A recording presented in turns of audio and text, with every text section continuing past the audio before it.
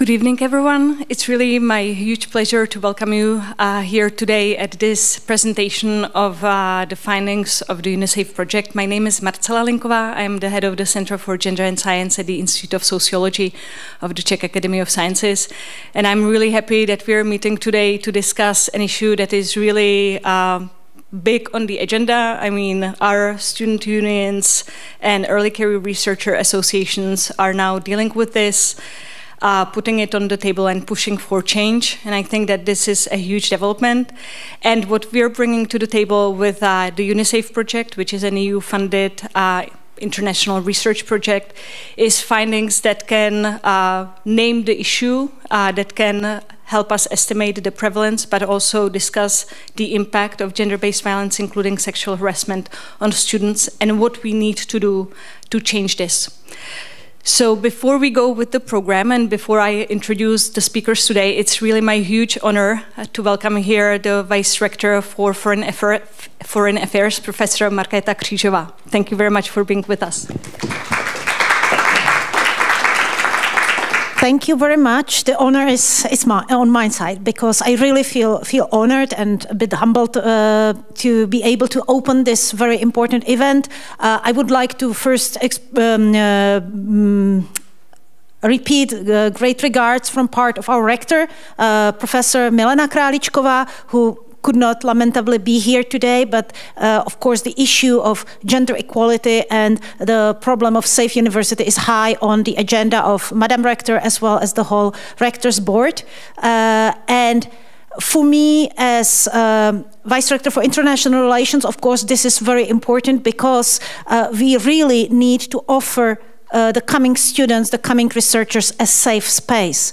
And this is an important issue, and the problem really is for a long time no one has actually spoken about this issue. And I think what you do, that's why I'm really glad I could come here, and thank you personally to you and to all the participants of the project for what you are doing, because we are academics, we are researchers, we are supposed to be honest with our data. So, you know, first, before we start to work on a problem, we need data, and we should not continue telling each other how great we are. You know, we need to look at the problem and then start solving it. And of course, it's not just gender-based violence that's making universities and academia unsafe.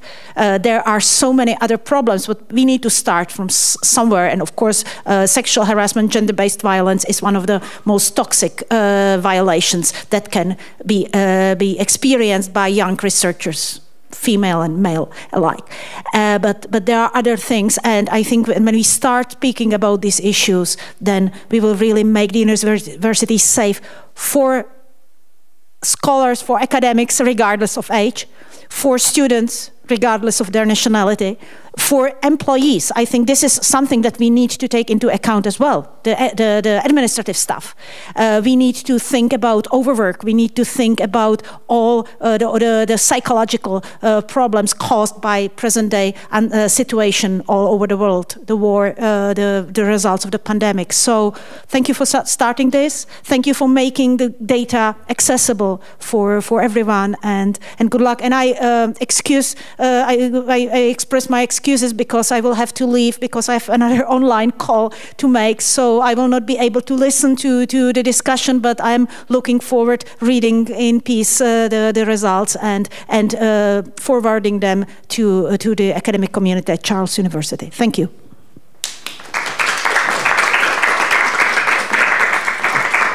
Thank you so very much. And I also want to thank Campus Hybernská for partnering with us for this event and for the other gender-related events that we're organizing. It's a really great partnership, so yeah, our pleasure to be here. And so now I would like to introduce my colleagues who will be presenting the various findings. So I will start on the other side. We have Fredrik Wondestam, who's the director of the Swedish Secretariat for Gender Research at Gothenburg University in Sweden. And Frederick will be framing the issue and discussing where we have gotten over the 50 years, approximately 50 years of research into the issue, and where we stand in terms of policy. Then we have Claudia Schredl from the GESIS, from the Leibniz Institute for Social Sciences, and she will be presenting the results of the prevalence study. So this is the hard data that she and her colleagues have got for us to be able to name the issue. Then we have Vilana Pilinkaite from the Lithuanian Center for Social Sciences. And Vilana will be presenting the results of interviews that we conducted with victims and survivors of gender-based violence, and discussing the impacts it has and what needs to happen so that students feel safe. And then we have Beatriz Ranera Trevino from Complutense University Madrid and Avril Hack from our Center for Gender and Science. And they will be presenting two case studies, Beatrice from Sweden and Avril from France. And this is the reason for this is that these two countries have very robust legislative and policy framework for addressing gender-based violence and sexual harassment. And so they will be showing us what are the good aspects of having this, but also what are the continued shortcomings and what we need to pay attention to when designing policies at the institutional level. But before we get to the discussion, I will just say a few words about UniSAFE so that you know what we're doing. And I have the presentation here. Yeah. So we're basically developing new knowledge covering the entire EU 27 plus 4 associated countries. And we're doing a prevalence study, so quantitative research, but then also analysis at the meso level of institutional policies, and also analysis of national frameworks for policies on gender-based violence. That's knowledge production is not the only thing that we're doing. We're also developing tools to assist universities and research organizations to put policies in place. And we're building a community of universities. So we had an initial community of 46 universities across Europe to come together, participate in our prevalence study, and start working with the results. So this is just an image of the countries that our consortium covers. And so for the target audiences, I mean, the most important one, that's of course the management and responsible staff at universities and RPOs, the people who should be putting and implementing policies. It's also students and staff, because they are all the beneficiaries of the tools that we will be developing. So this is the most important aspect of what we want to achieve in the long run, that staff and students will feel safe in their institutions. We're also targeting policymakers and research funding organizations, because those of you who are early career researchers especially know how important research funders are in terms of funding postdoctoral and doctoral projects, for example, and they could play a really important role in combating gender-based violence. Do they do it? Well, not so much in Europe at this moment.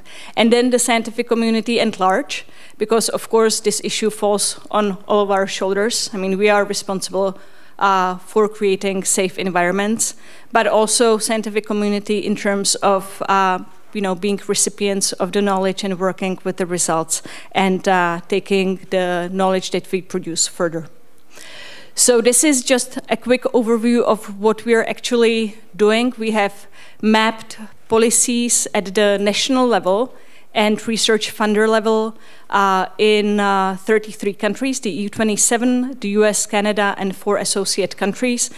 And this analysis really shows pretty huge differences between the older and the newer member states in Europe, and also shows us that Canada and the US have more advanced, especially legislative frameworks that we have in Europe. Then we carried out an analysis of institutional policies in 48 institutions.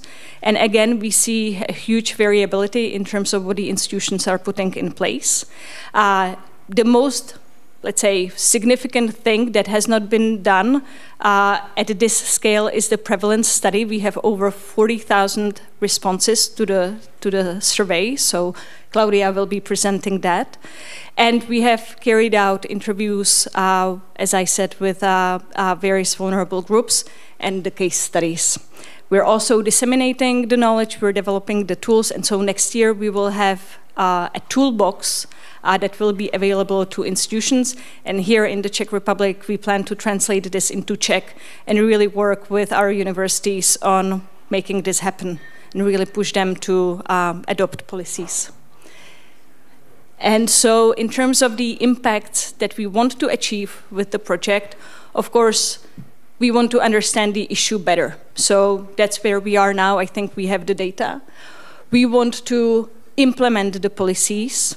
We want to empower people, so develop the tools that will make it possible for people to insist on getting the protections that they need, and then, in the end, contribute to eradicating gender-based violence and sexual harassment through all the activities that we do, because we can all act not only as people who are responsible for, let's say, leading and supervising students and staff, but we can all act as active bystanders. And that's something that we can perhaps discuss later, what to do when we witness violent situations, because that's also one of the important findings that we have that Claudia will be mentioning.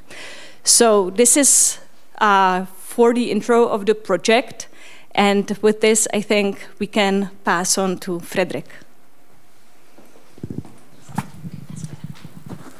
So thank you, Marcella. And it's really intriguing to sit on the podium and listen to a presentation of the UniSAFE project that we're all part of, and just realize the immense work that is ongoing and really being produced in this consortium project. So I get impressed by our own work, so to speak. Yes. So yeah, I'm supposed to introduce some kind of broad framework on the issue of gender-based violence and harassment in academia. And I reflected the other week on an early kind of hashtag movement in Sweden in 1967. It was letters written by young female researchers and students in Swedish universities.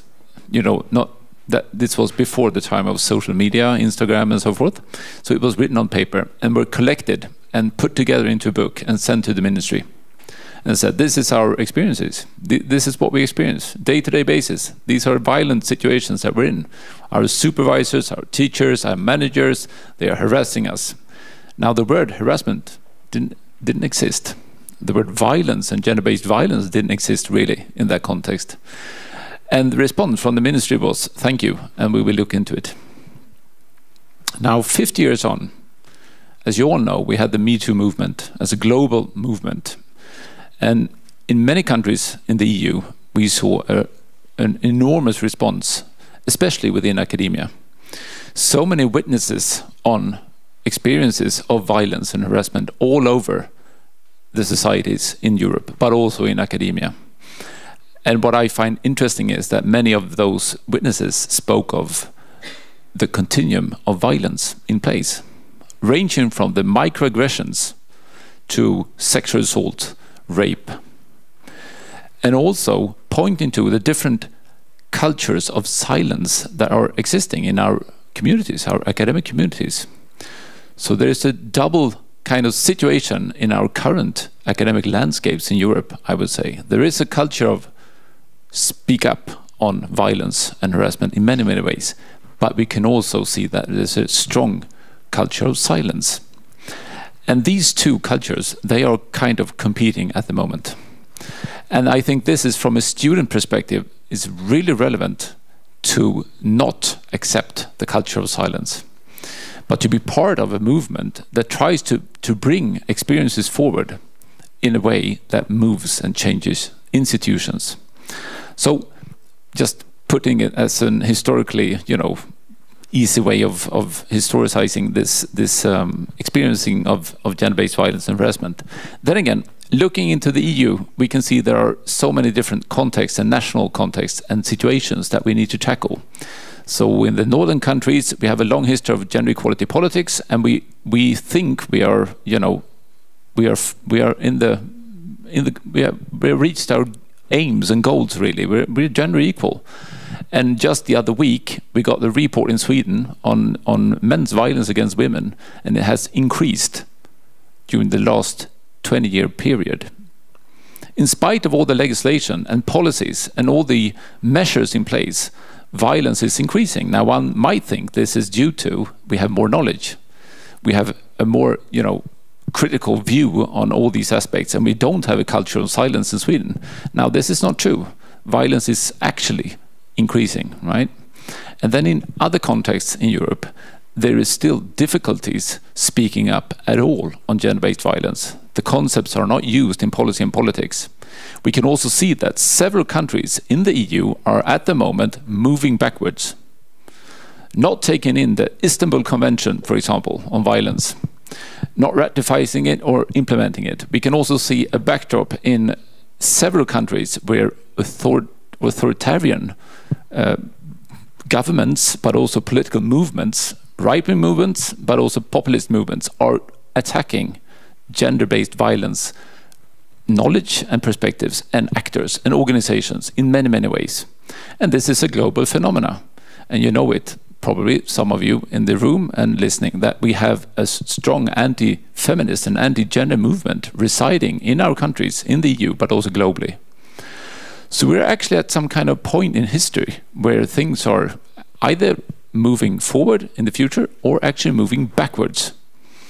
And within our academic communities, I would say that we have the responsibility as managers, leaders, as project representatives of these kind of projects, but also as students, to not accept any undermining of our academic institutions, our democratic academic institutions, because these are one of the hallmarks of liberal democracies at our time. Looking into democratic indexes on just last year, we can see that 13 countries globally are considered full democracies. Only 13 countries. 6.4% of all people in the world live in these democracies, and the rest do not. So I think this is why, academic institutions, just in line with journalists, the media, of course, the politicians, the legal system, we are all democratic institutions being undermined at this point in history and in time. And this is my point, gender-based violence and harassment is part of a strategy also counteracting liberal democracies and progress in terms of gender equality. So ranging from this 50-year perspective of, naming experiences all the way to today's situation where we have a strong anti-gender movement also being part of promoting anti-gender and anti-gender-based violence work that we try to promote within the UniSAFE project. This is the current situation. So looking at the UniSAFE project from that viewpoint means that we're doing something more than just producing knowledge and data on prevalence or measures or structures. We are producing democracy in practice. We are producing the terms on which we want to exist in liberal democratic states and academic institutions. So I think this is my contribution always on the stage today. Not like 5 years ago. I didn't watch it this way. I didn't look at it this way. But today I really do this way. And I can see so many hindrances and movements and transnational authoritarian movements attacking our work. So I'm really grateful that you're here listening and want to be part of this somehow.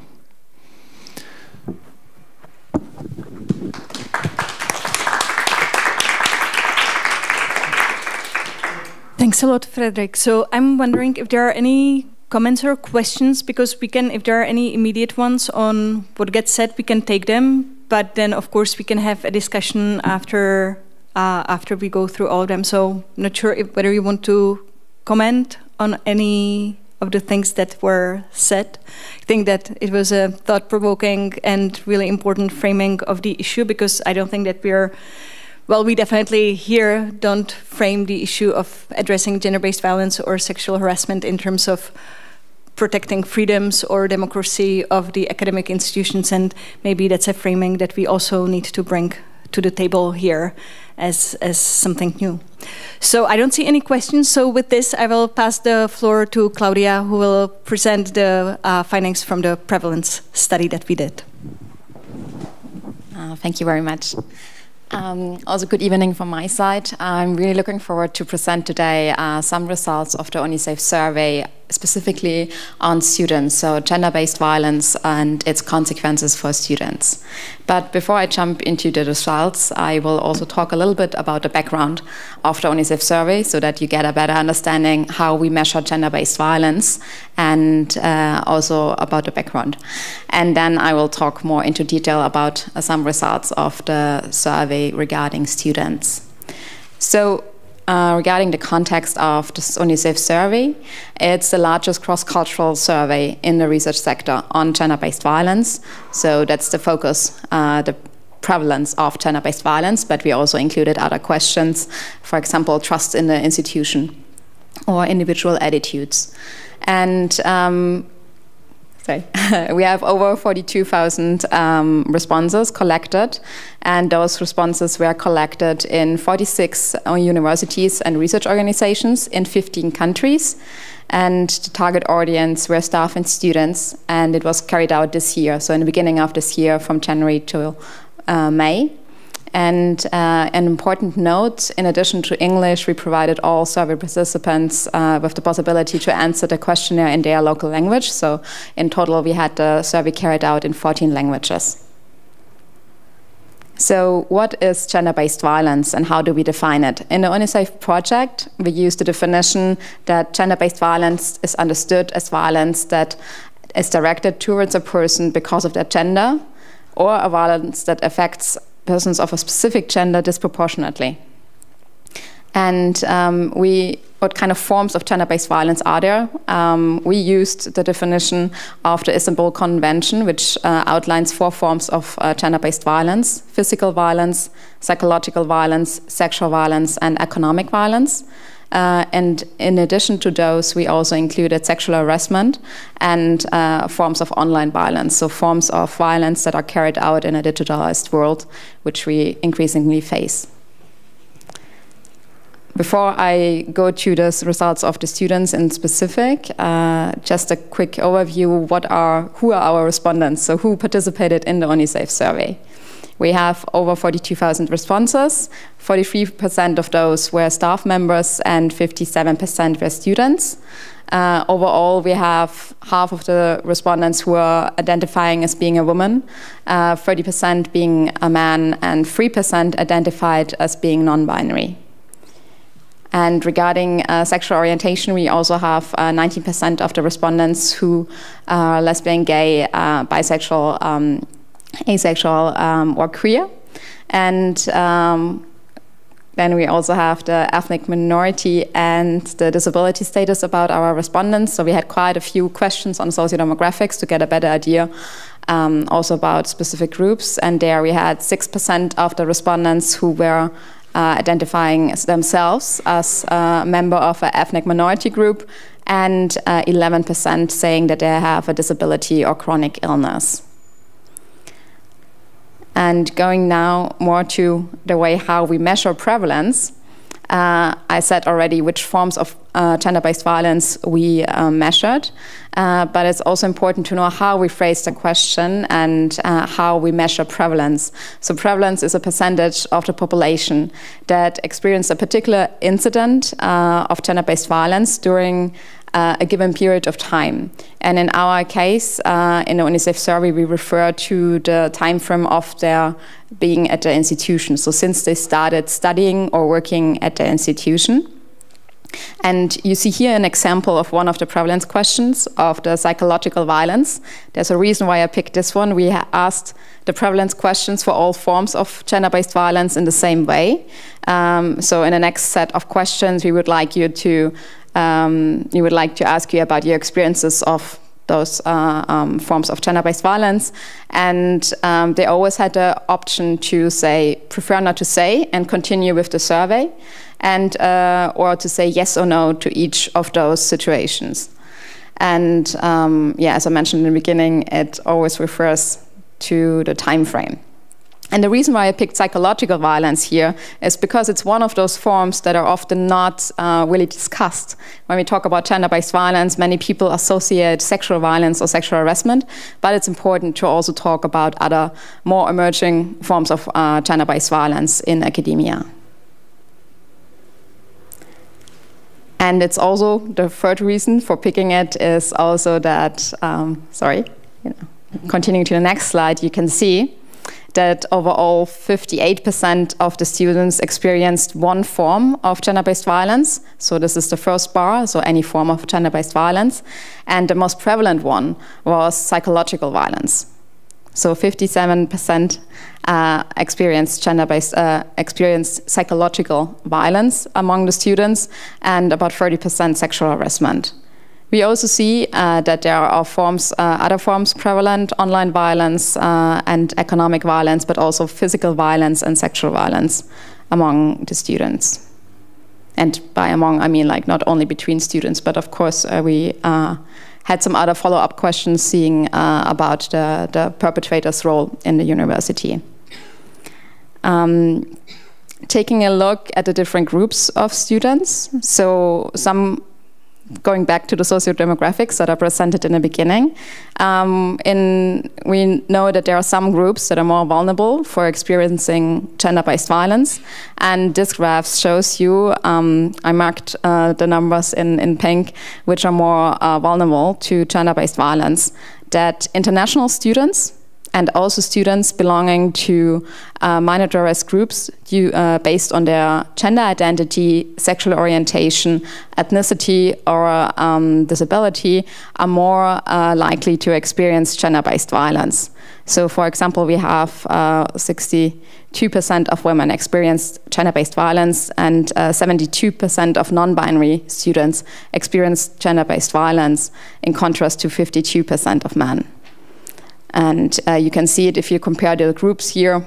It's there's a significant difference between different groups, and it's important to address those. Once incidents happen, it's also interesting to see what is about the reporting, which incidents are reported and which are not. And we asked all the respondents, and we can see that only 7% of the students who have experienced a form of gender-based violence actually reported it. And it's a very low number. For staff, just as a comparison, it's 23%. It's not great, but it's a large difference. And then we also asked about the reasons why they did not report the incidents. And you can see that about half of them thought that this behavior was not, or were unsure if the behavior was serious enough. About 30% were not or did not recognize the behavior at the time as violence. And about 28% didn't know or didn't think anything would happen if they would go to somebody and report the incident. If you go through this list of reasons for not reporting, you can see that there are a kind of two types of reasons. One is more like on an individual side. I was unsure if this behavior was serious enough, or I was uncomfortable talking about it. But some of those reasons also lie in the institution and in the institutional responsibility, because, for example, 18% did not know who to tell and expected the institution not to do anything about it. And going now from the prevalence and the reporting behavior to two slides of consequences. First, starting with the well-being of students. You can see here there are different. Sorry about this.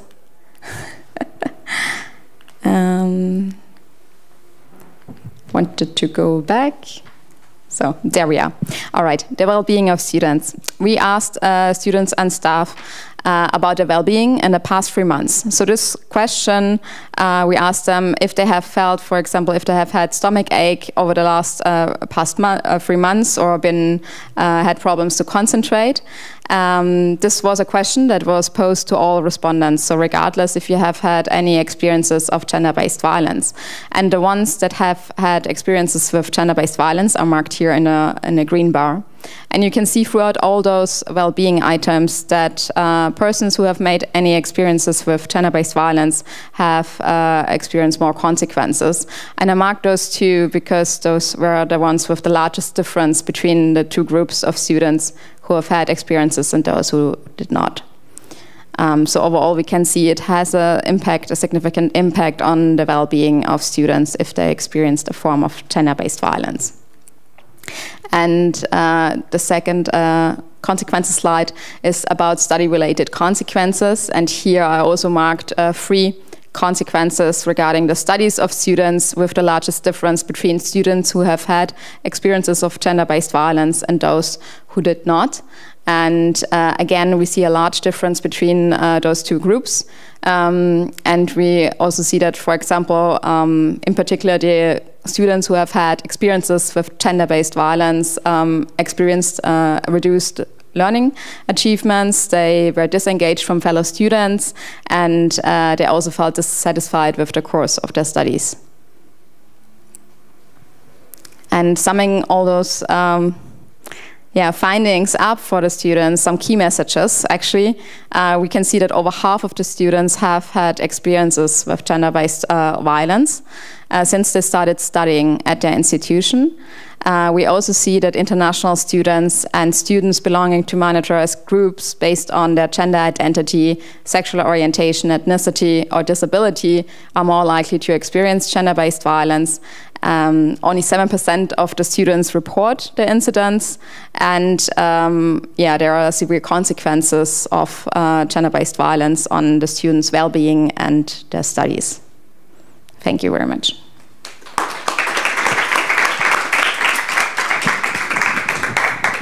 Claudia, thank you very much. So I think that we can see that the consequences are really serious, and perhaps you recognize some of them, but I think that it also very clearly speaks to the fact of how the universities and higher education institutions are actually failing students.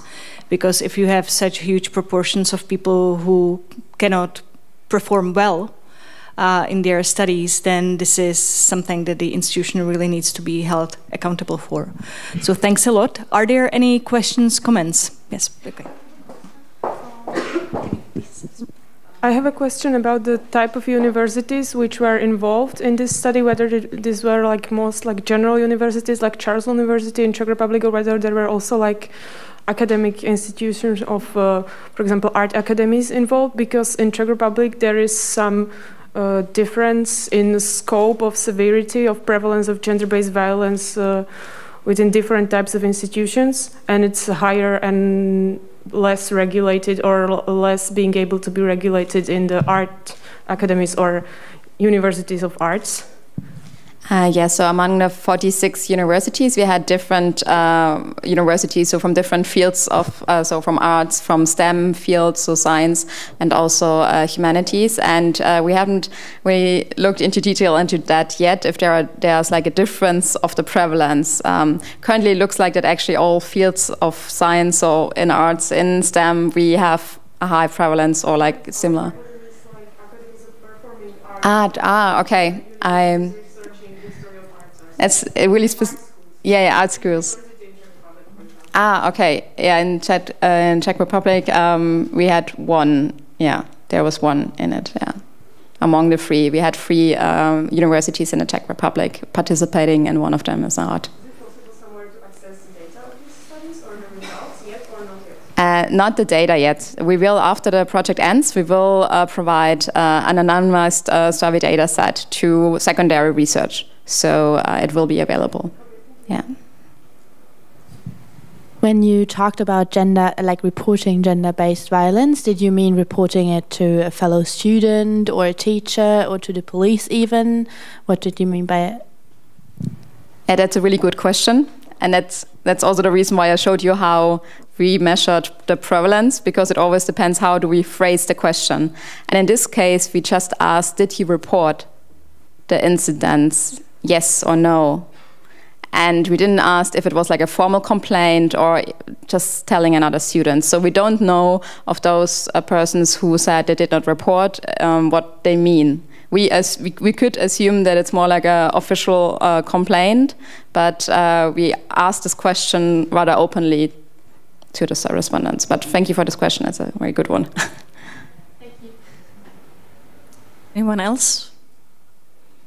Okay, so we can move on to Velana, please. So thank you very much, Marcela, and thank you for coming to this event. And I will talk about qualitative results, qualitative data. And we managed to do 54 interviews with the researchers who expressed that they experienced or witnessed gender-based violence in RPOs during their career. And we listened to 48 women's stories, 5 men, and 1 person who identified herself as non-binary.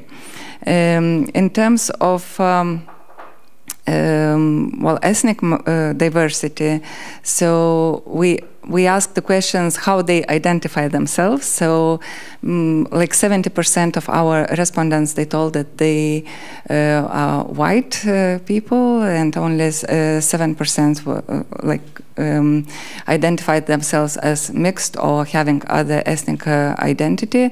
And also on sexual orientation, almost 80% they told that they are identifying themselves as heterosexual, and only 7% they told that they identify themselves as having a homosexual or homosexual. And in terms of age, that our interviewees, around 50% identified that they are in the age group from 40 and plus. Around 20% in the age group between 30 and 39, 15% in the age group from 25 to 30, and 6% only from 18 to 24. So yeah, we had respondents who wanted to talk, who voluntarily replied to our request, and we invited to share the stories through different channels on social media, using different networks, and also quantitative survey that we had an exit page where persons who filled in a survey, they could answer, they could put their contact to send to me, basically, that they wanted to share their stories. So in this case, we had 54 interviews, as I told, so that's quite a lot. And in this presentation, I would like to shed some light on the institutional response when persons reported or not reported, or reported formally and informally to the institution about their experiences or about their observations. So basically, from these 54 interviews, we had almost 25 interviewees who told that they reported informally, just they went to the dean or supervisor or other responsible person and discussed or told what was happening. Almost a third of the respondents told that they reported formally. The rest, basically, they told that they did not report to anybody. And what was the response of the institution when they reported formally or informally? So almost every second respondent told that when they reported, doesn't matter how, there was no answer from the institution, just nothing. Or they would be listening to the person, understanding what's going on, but no result. I mean, no change, nothing would happen in the institution. Very often, the respondents told that when they wanted to report or they talked to the somebody official, basically they got the answer, you maybe shut up or just not say it like very loud, or you are like imagining what's going on. Or there were attempts to kind of solve the issue, but it in a very discreet way.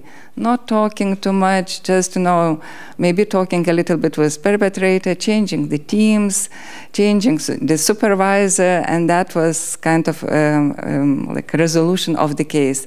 As several respondents told, that trying to sweep the case under the carpet, that was quite often repeated from different interviewees.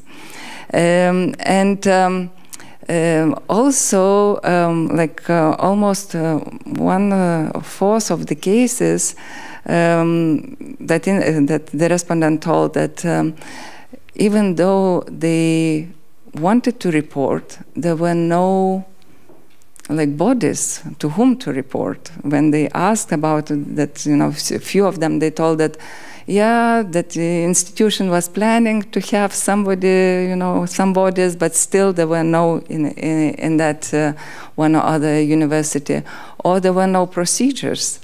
Or as international students or visiting researchers told that they didn't know the laws, they didn't know institution, they didn't know where to go, whom to talk, and it's the solution was not to talk about it. This silence, culture of silence,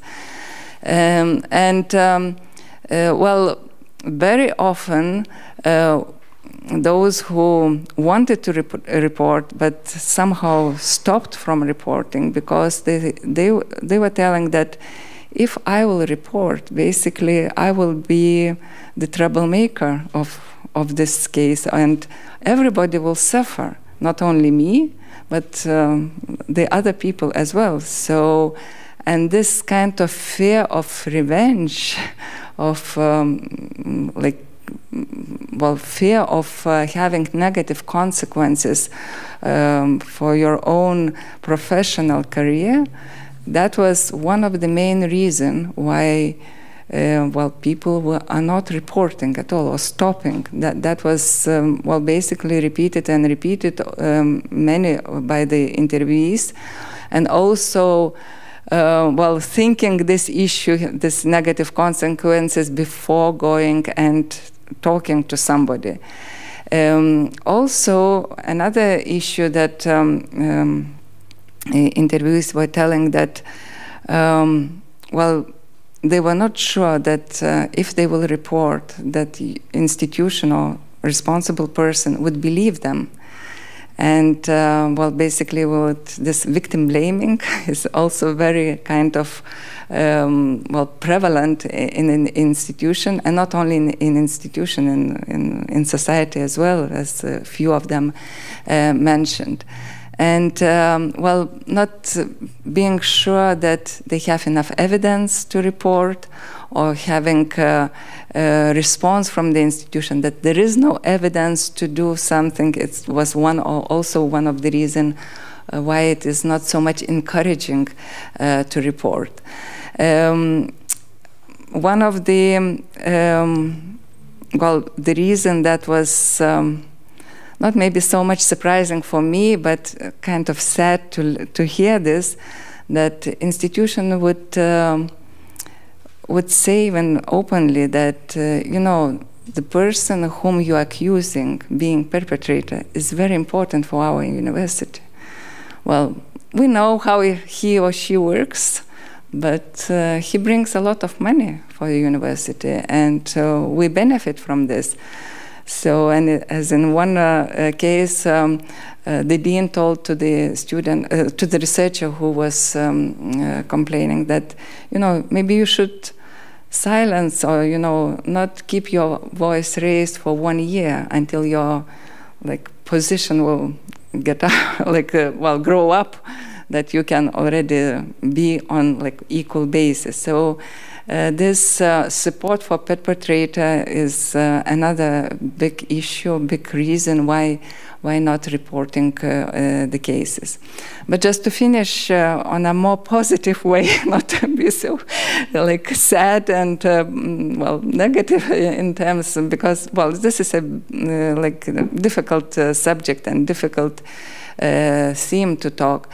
But there were also positive feedbacks when there was a report, and especially it was much easier to report when some senior senior researchers or senior professors would support the person, that you should go, you know that you can, like, we can do together something. Then when there is a team, or there are supporters, then it is much easier to go and to report the case. And also Me Too movement was one of the issue that well, broke the silence anyway. There were a lot of discussion on this, and it also encouraged well, victims, potential victims, bystanders to report on the cases. Not so much developed after that, but these events shows that when you break the silence, something anyway is moving. And the change was kind of even in the institution, that we have to take this issue into consideration and to take this issue seriously. So this it's not easy to break the silence, but yeah, when you have supporters to do this, then it is much easier.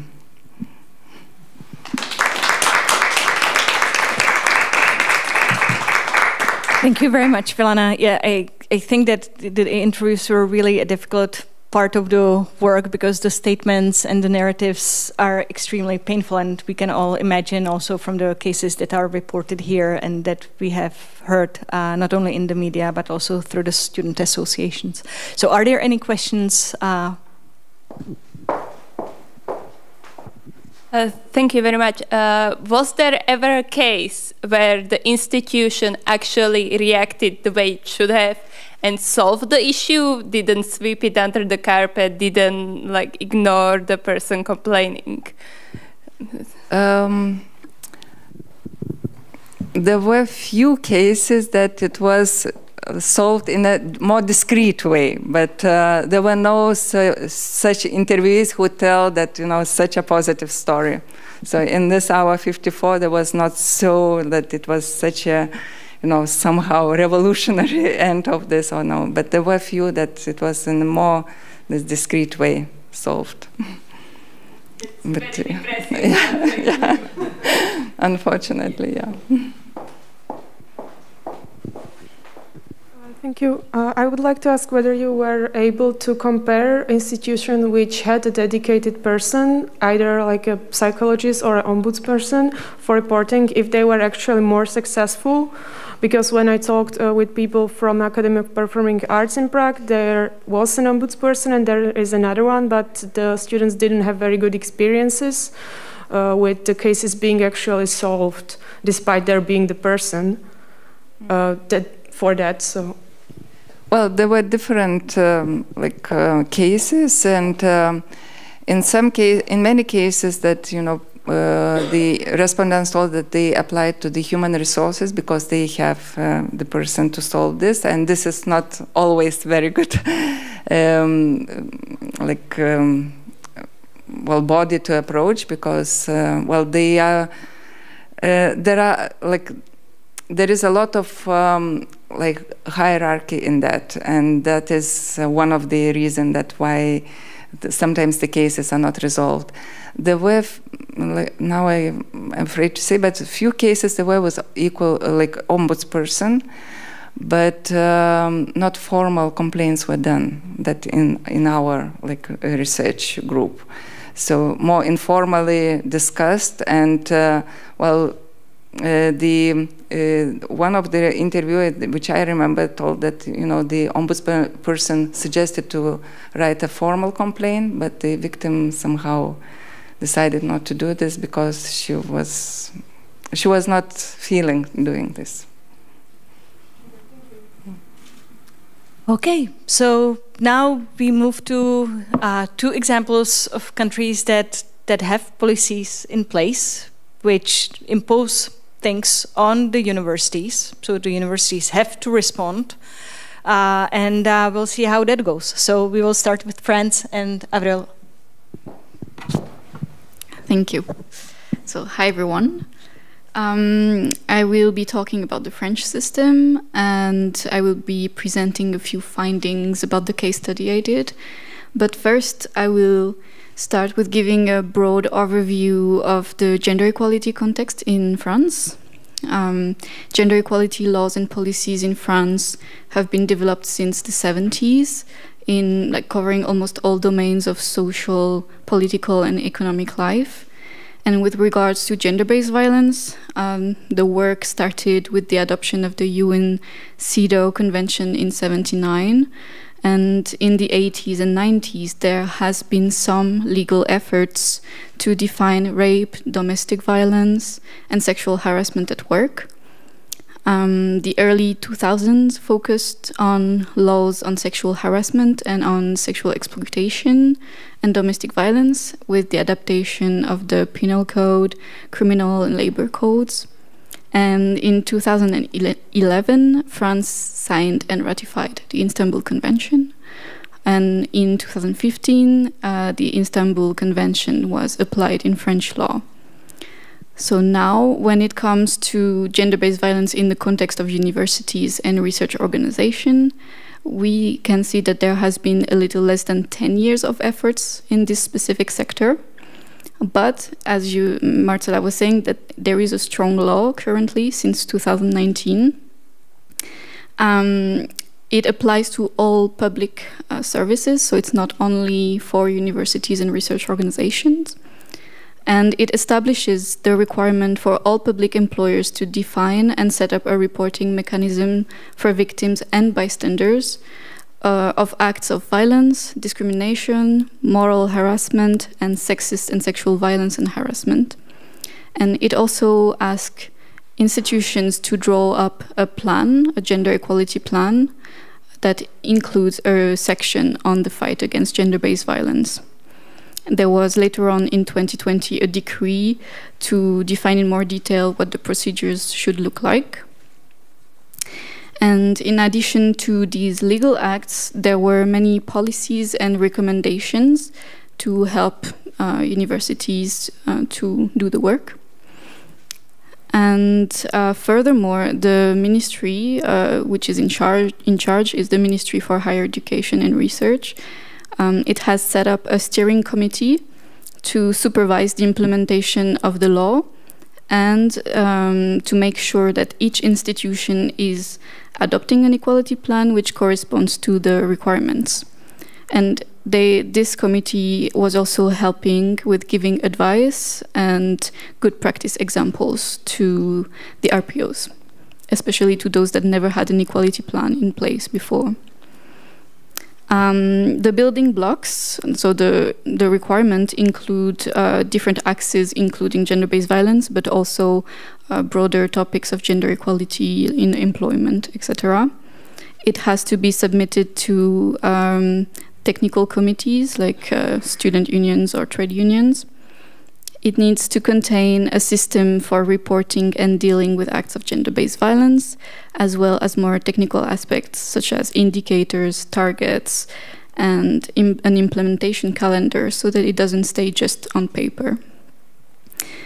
An important aspect to highlight is that there are considerable sanctions if they don't apply the law.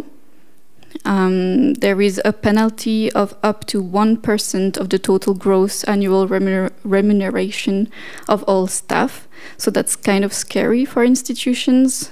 It's a big incentive. And it shows that it works because as of October 2021, all of the 181 higher education institutions concerned had submitted a gender equality plan. It doesn't mean that it was easy though. There were difficulties that were faced by the institutions. The initial deadline to give the gender equality plans was in December 2020, but due to the pandemic and the difficulties in translating the law into like practical measures, there were a lot of delays. So it shows that RPOs were not at the same level and of thoughts and processes. So the ministry decided to create clear guidelines and to postpone the deadline. So that's it for the legal and policy overview, and now I will present a few findings from the case study. So I did a case study in a research organization that is not a university, so not an educational institution. There are 6 of them in France, but I cannot say which one I studied. So this RPO, this research organization, has different institutes in different disciplines, and a lot of its researchers or PhD candidates are based in mixed units. So it means that they belong both in this research organization and maybe a university or a lab in a hospital where they do research. I would say it's similar to the Czech Academy of Sciences here. The main struggle that this research organization faces in dealing with cases of gender-based violence precisely lies in this structural issue, the mixed units. If one person belongs to 2 institutions, who do you report the incident to? If the perpetrator and the victims belong to 2 different institutions, who do you report to? To the perpetrator's institution, to the victims. So for a long time in this research organization, there were these hindrances to reporting. Even if the victim managed to gather all of the proofs possible and gave them to the responsible person from their institution, the process would end in a dead end because they do not have authority over a person from another institution. So the solution that they found with their new reporting mechanism is to create joint investigations. So on paper it looks very good.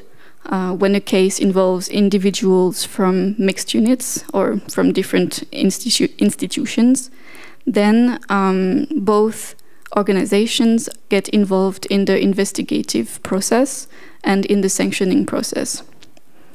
It's very new in this institution, so far there are very few cases that have been reported, but so far it seems that it's going quite smoothly. But there are times when the institutions have different approaches and values, so it creates additional tensions. They might decide to make their own separate investigations, and so it's double work. And it's reliving the experiences for the victims multiple times, which can be very hard and enduring and discouraging. Maybe one other aspect that I can talk about is the different values between the top management and the actors that are involved in dealing with the cases of gender-based violence in the field. So in this institution, HR and decision makers believe that dissuasion via sanctions, for example, is the best way to deal with the issue and that it's the best prevention. Whereas the workers on the field that are with the victims and the experts believe that awareness raising, education, and communication on the subject is way more important. So it creates different approaches even within the institutions and can add some tensions. There will be some training specifically for HR and top management. It is planned, so it will be interesting to see in the future if these trainings had an impact on their mindset and approaches to fighting gender-based violence. So I think since I have quite limited time, it will be all that I can share today. So thank you very much. And I think that we will move with the example from Spain.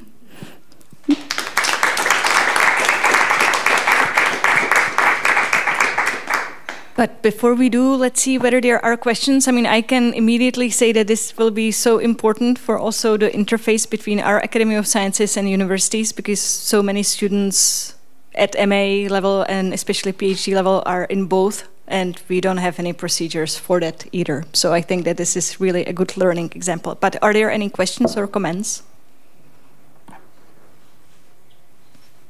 Okay, not at this stage. So let's go on with Beatrice.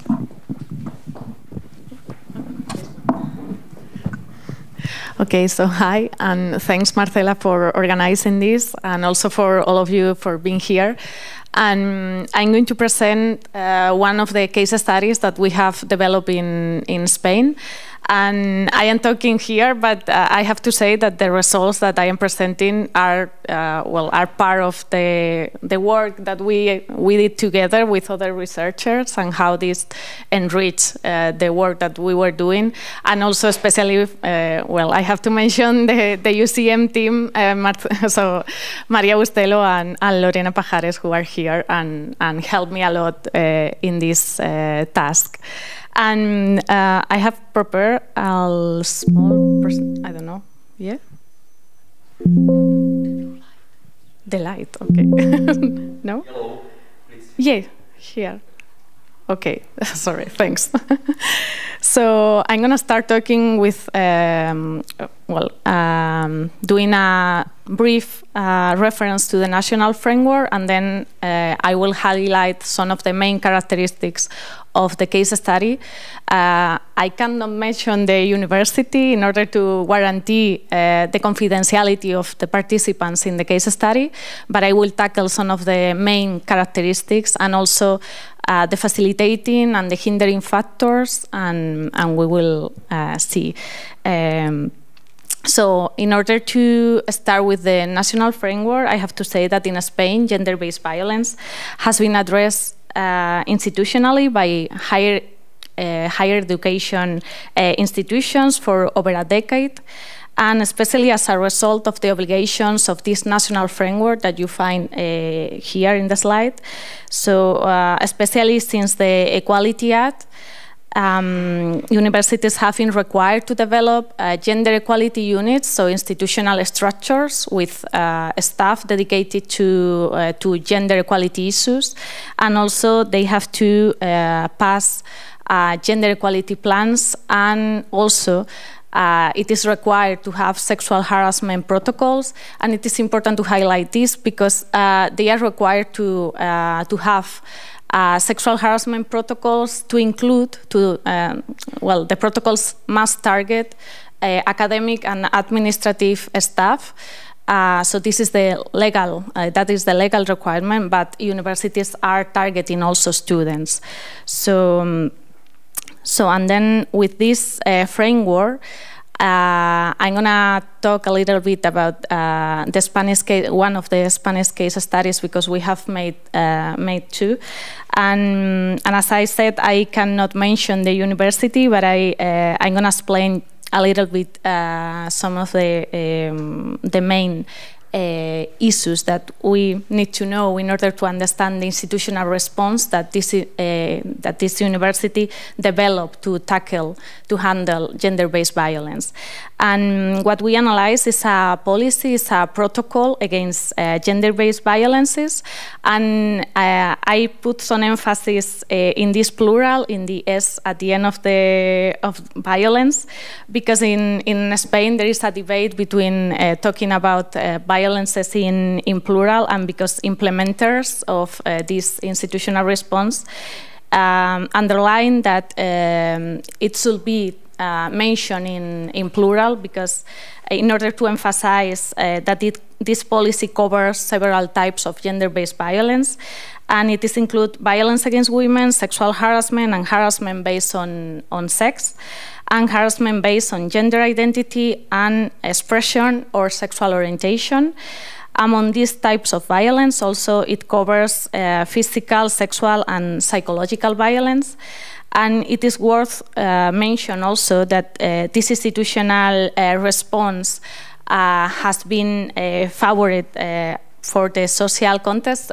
Some of you have mentioned the Me Too, and it is important to highlight the impact of Me Too in raising awareness at the universities, and also because the rise of feminism in general, not only Me Too, has an impact also in the universities as well. And also it is important to say that this policy was strongly supported by the rector at this time when it was adopted. And for me it was important to understand this also because in order to adapt well, the framework of the university to the legal requirements, they have a previous protocol that they used to call the Little Protocol. But they wanted to increase the engagement of the university fighting against, well, combating gender-based violence. So they start a process to design and drafting a new protocol, broader and that include more measures and more activities to prevent and also to handle gender-based violence incidents. And therefore, they start this process with a participatory approach in order to gather voices from students, academic, and also administrative staff. And also just to mention that the responsibility for implementing the policy remain in the Gender Equality Unit that is well, it has an academic director and also 2 administrative staff members. And I have to say that they were really aware and specialized in the task that they were doing. So, okay. Yeah, just to mention the main aim of this policy is to establish a clear and unified procedure for dealing with gender-based violence and a framework of violences within the institution. And the services offered to victims to make them clear without having to file a complaint with the police or the court. And also, it is important to highlight some of the issues that the implementers express in the case study, because they make clear that this is the main point and is written like this in the protocol, but they also wanted to create a safe space for victims and that the victims feel accompanied during the process of reporting or after suffering gender-based violent incidents. And also, within that, it is important to know a little bit about the key actors for the implementation. And as I mentioned, the responsibility for implement this policy remain in the Gender Equality Unit, but also there is a external key actor, which is a social educator in charge of of accompanying the victims, and also the head of security services in the university. Yeah, and this is related to the importance of prosecution measures and protection measures as well. And yes, and just to mention a little bit about the 7 Ps, which is a framework that we have in UniSAFE. You can find it in UniSAFE website. This policy covers all these 7 Ps. It has measures to tackle prevalence, prevention, protection, prosecution, provision of services, partnerships, and policies. But due to time constraints, I'm not going to explain everything, just to mention it. And also regarding intersectionality, we can say that this policy includes somehow intersectionality, but just regarding gender and diversity, gender and sexual orientation. And I'm going a little bit more in detail about the main characteristics on paper and what happened on the implementation. So just I'm going to mention just a few of the findings that this policy target different groups among the university community, such as administrative staff, students, academic staff as well, even if it is not there, and also external workers from companies who develop the work within the university, within the campus, like the cleaning services, for example.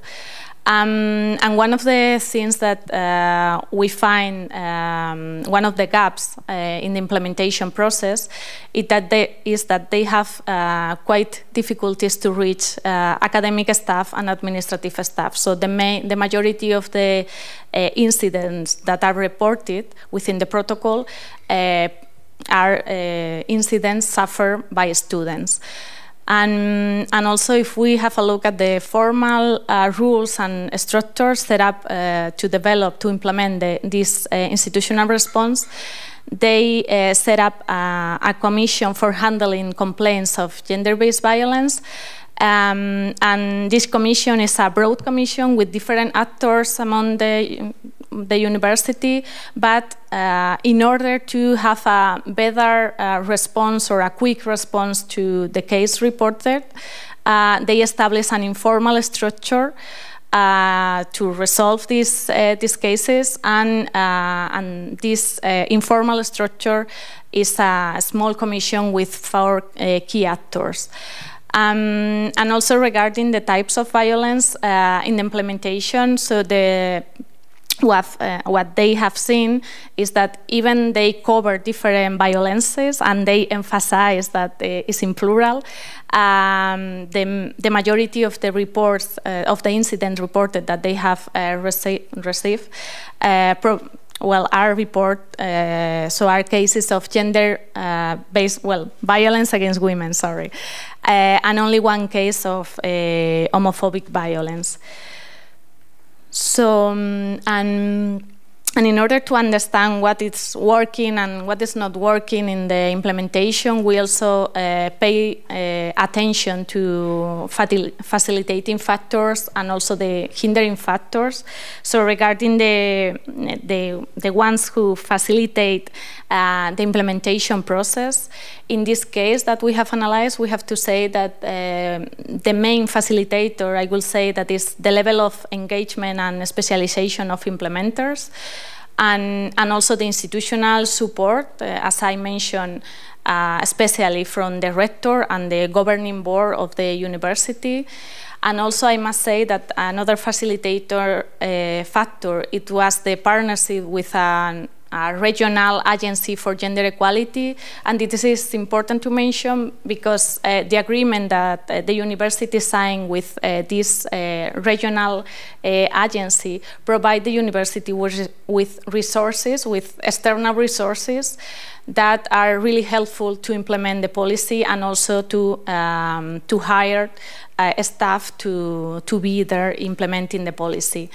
And the last facilitating factor that I would like to mention is this institutionalization of equality structures within the university, because they have a long way working with equality issues, and I think that this is important as well. And just finishing with the mentioning some of the hindering factors, one of the things that that we have seen that is an obstacle in the implementation process are the difficulties for implementing certain measures, especially when we talk about prosecution measures, so disciplinary and sanction measures regarding perpetrators. This is quite difficult in some institutional structures like universities, as probably you will know. And also some of the things that Bilana was mentioned as well. One of the main hindering factors is this fear of reporting due to the dynamics of universities itself. So in general, victims tend to have fear of reporting and some obstacles for reporting. So in the university, we have also to pay attention to the dynamics of the university regarding hierarchies and also dependent relationships that are also had, well, an additional hindering factor for reporting, or an additional obstacle for victims to go to the services and report and ask for help or speak out. And also the next hindering factor, it will say that the policy remain unknown for a huge number of members of the university community. So this is a problem regarding communication. So, and this is one of the recommendations that we are going to do to the RPO, so to the university, that it should improve the communication channels in order to make known this policy. And also one of the things that we are seeing that is common in another institutional responses, it has to do with the low attendance at training sessions, because this policy also provides training sessions in order to prevent violence, and also in order to make this policy known by the university community. And one of the issues that is common in a lot of universities is that there is low interest in participating in these training programs. Even in the last years have increased because some of these training programs are done online due to the COVID pandemic, and this has facilitated that more people join the courses or the training sessions. Also, and I'm finished with these 3 points. So we have to take into account also the personal resistances. So we can say that in this case, we didn't find institutional resistance. So as I said, there is a strong support regarding the governing board, but we find, like in society, personal resistances to gender equality and also to anti-gender-based violence policies. And these personal resistances, it has been, so they have been mentioned regarding professors, students, and academic staff, so it's a cross-cutting hindering factor.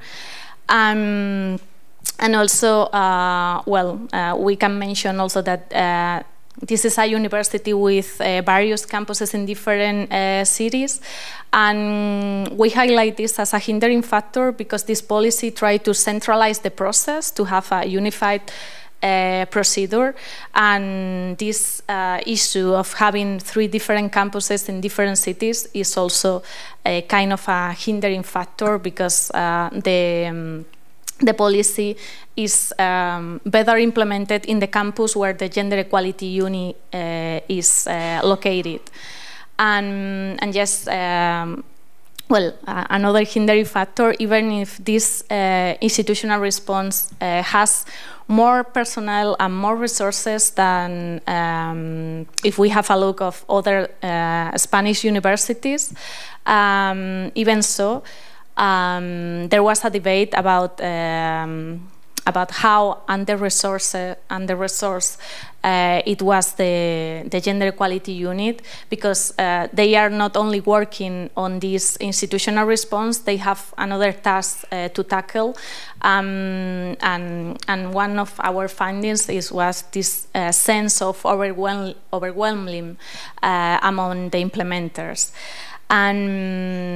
And I have to say that our results, or just as a conclusion, that the policy has some obstacles and some issues to improve, but we can say that it was a kind of a successful institutional response. And thanks for your attention.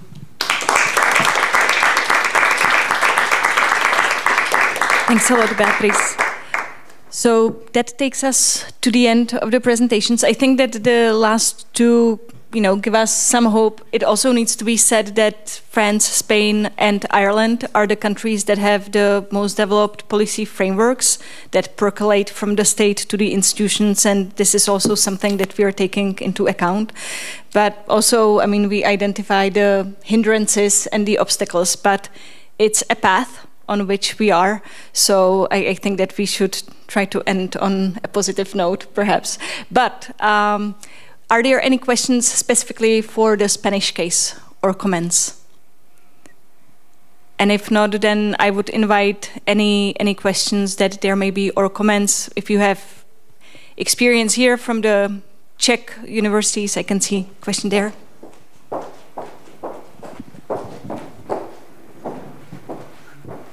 I just wanted to ask, and it might be a bad question, but I was wondering, coming back to the data about the prevalence, I was wondering if you have thought about mapping it or correlating it back to the representation at the institutions, because I'm wondering if it could be a good indicator whether the gender-based violence is a result just purely of the gender inequality, or whether it's actually inherent to the system that the university work with or in.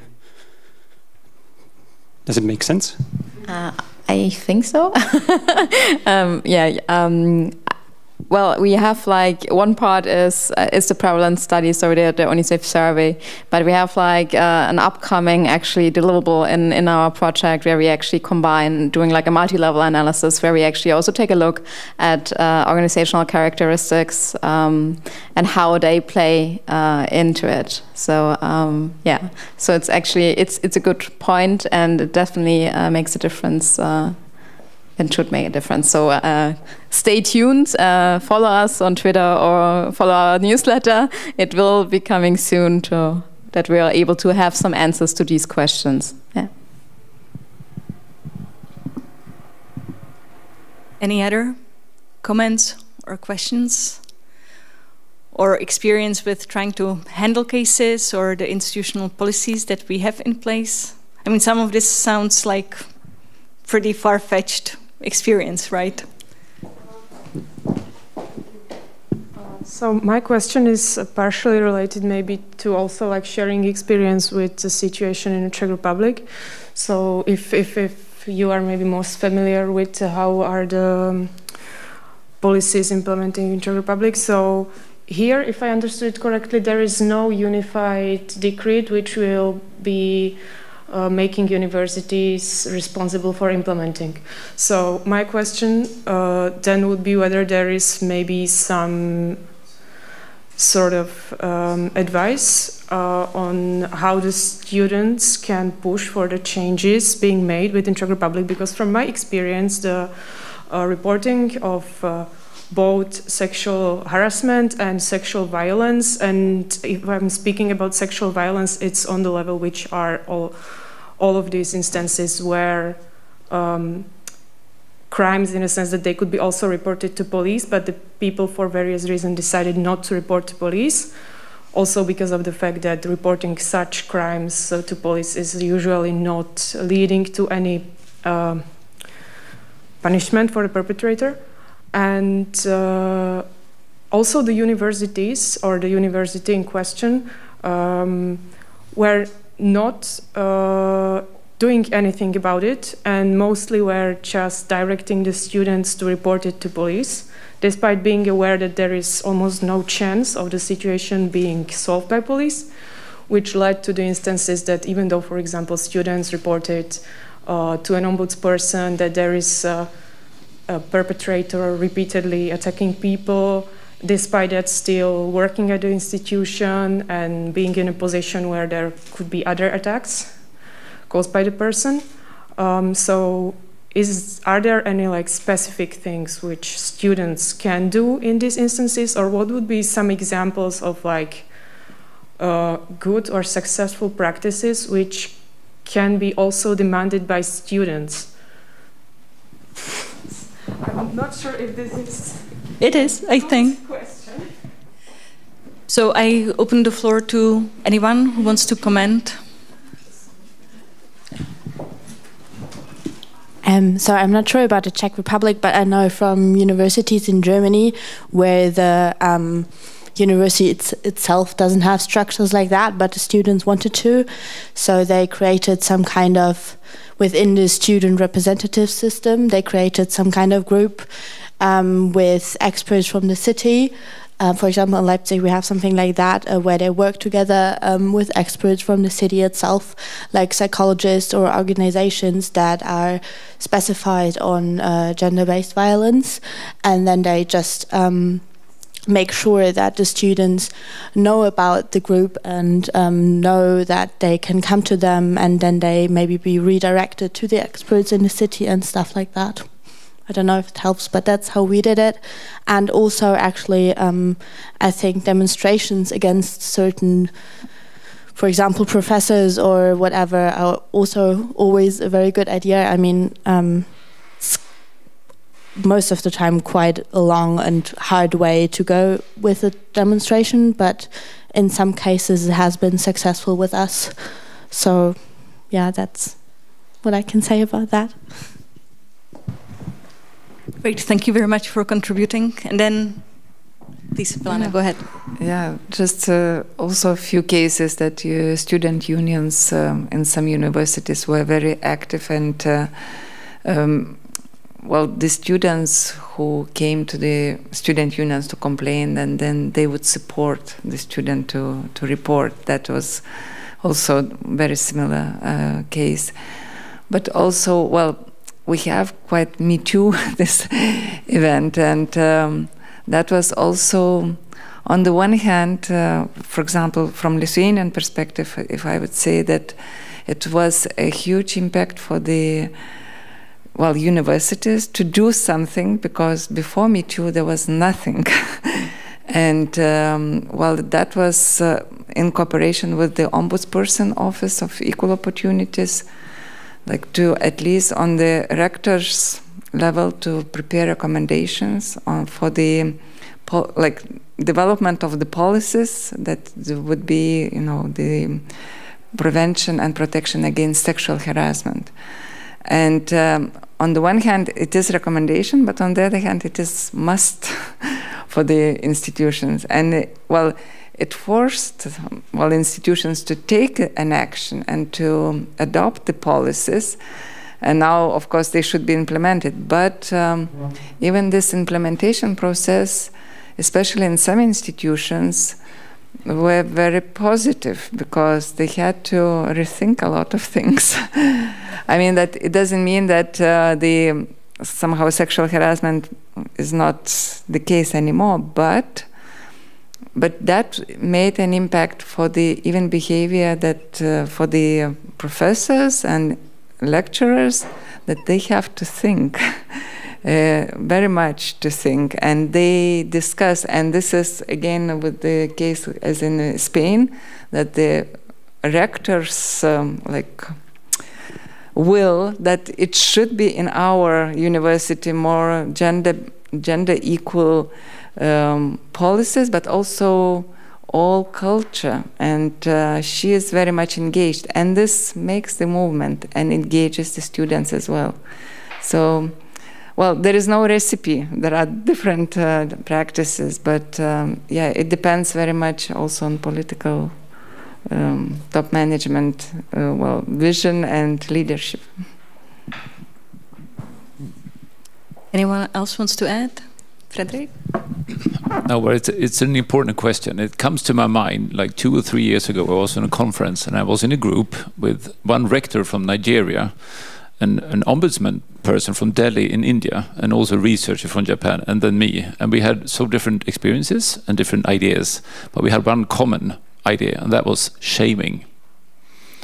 So shaming of perpetrators was the most fruitful way of making things visible and relevant to institutions, because this is what institutions are afraid of, that students actually will speak up on what is actually going on in their, you know, in their situations. So the shaming is a quite important tool to use if you organize it and you make it proper, kind of. So what we agreed upon in that group was that the fear of shaming is the most, you know, effective instrument to make institutions step up. So the first step is to say we will shame those being perpetrators in this institution if our demands on an institutional response is not met. and we will do it in 2 weeks. So please respond to this student organization. We have some demands. And then you have to produce your own policy and hand over to the university or your institution saying, these are the demands that we want to be, put in place as soon as possible. So unfortunately, this is not easy to do. You have to organize and you have to be a group. So, but that is, it was quite interesting because we spoke about policies, we spoke about measures, we had, long debates on what is fruitful measures, and this was the only thing that we could agree upon. Thank you very much for this. I would add a good practice from Canada. I would invite you to go and have a look at this Students for Consent culture, and they have a scorecard where they have a set of criteria where they analyze the policies in their institutions, and they go to the management, they say, okay, what you're doing is not enough, or you should do it like this. And it's like a tool that is ready to be used by anyone, so students can use it to start a conversation with their university or try to improve things that are already there. Thanks a lot. I also want to say that we have prepared what we call institutional vignettes based on the analysis of policies in UniSAFE. And so when you go to our website, you can find like condensed vignettes of what the institutions are putting in place. And you can also see there what the student organizations are doing. So it's, if you have little time and you want to look in more detail at how the policies are designed in the 48 institutions, well, 45 have policies, 3 don't, then you can check and you would learn about the specifically those that are done by students as well. So, just one more question, sorry. I'm not sure if you already mentioned it, but is there like a next step you're going to do, like after putting your research and findings all together and publish them? Because obviously it would be nice that not only have findings, but like to actually do something with it.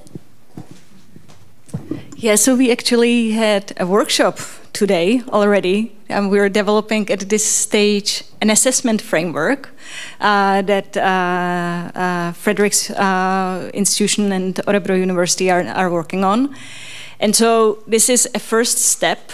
And so we will have criteria against which institutions can be assessed.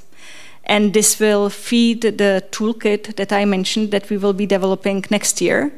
And so the toolkit should really present sort of a cookbook for what good practice policy can look like. And we will be using the 7P model. We might be advancing the model further, but essentially we're building on the 7 Ps as the building elements of good policy. You need to know what the data are. That's why we need prevalence, and that's why we need to establish the case reporting. You need to have protective measures. You need to have prevention so that the culture changes. You need prosecution so that something happens. And then you need partnerships probably with institutions and what am I forgetting? Partnerships, policies in place. So we will be working with this further, and the toolkit will be available, and we will be expanding the community of universities and research organizations to work with the toolkit. I can definitely vouch that in the Czech Republic we will be translating this into instruments here, and I'm sure that colleagues elsewhere as well. And what am I forgetting in terms of what we're doing? We will be also developing policy advice. So we're going to go to governments. We are going to go to research funding organizations, because we have heard, someone brings in grant money, well, you will be protected because you bring in the cash. So we need to talk to the research funding organizations as well and tell them, look, you have responsibility because these people are powerful in their institutions. So you have a role to play. So essentially engage the whole system. And I think that the student organizations and early career researcher organizations are going to be really vital for us, because we can see, and also here in the Czech Republic, that they're the ones that are pushing the issues forward. So yeah, I think we have a lot of work ahead, but really exciting one, because now we have the research results and we can really start building on that. So, thank you all. Yeah, okay, one more. I'm sorry I'm prolonging it, but I just sort of want to ask a big question, because I work at Czech University here, and even though there is, I think, a lot of people at the lower positions who would want to change something, it's very difficult to push for any change when there is never the right time, never the right money. We don't have money for anything. We don't have money for, heating. How can we sort out gender issues? And especially when it's in a country which didn't even sign the Istanbul Convention, how can we even push for change when the response is always, this is not the time to sort this. There are always bigger issues which need to be solved. So I'm not even sure if this is the right place to ask this question, but this is what I'm finding every day when I raise these questions, that yeah, we agree with you, but this is not the time. So anyone dare comment? I just can tell that it's never time. There is no time, never. And well, it's a very difficult question, and there are no answers, I guess. And well, from my perspective, that sometimes I am very disappointed that that we want to change. We did a lot of things, and the change is so slow, or there is a backlash, or but you cannot stop. I mean, there is no way back. So no time, no solution, but we have to find the way. And you are not alone in this. Yeah. This is reaction. Maybe I will. Yeah. Okay, Maria. Yeah. Just for you, this type of reaction, we have understood that and analyzed that as an institutional resistance. Okay, in UniSAFE. So. This is, this is an excuse, right? This is an alibi. So it's an institutional resistance. So that's what just for you to know that we are taking these kind of things into account, and unfortunately, it's a quite common institutional resistance among many others. So I'm getting signs we really need to finish. Thank you all. I will mention one final thing. I have my colleague Markéta Vrabcová here, and just recently we organized a meeting with student organizations and associations that are dealing with with cases of violence here, and we hope to continue this work. And we really believe in joint effort, in pushing. From our center, we really want to support the student associations, hear what ails them, what they need, and then maybe liaise with ministry, with the institutions, and help with the push so that they are not alone. And it was really rewarding, if extremely painful experience, because the experience of the students associations is really horrendous. I think that we can all imagine, but yeah, we will persevere, right? So this is not the end of it. Thank you very much for being here with us today. Thanks very much to all my colleagues, Avril, Beatriz, Vilana, Claudia, and Frederick, for their presentations. Have a lovely evening, and let's keep the fight on. Have a good evening.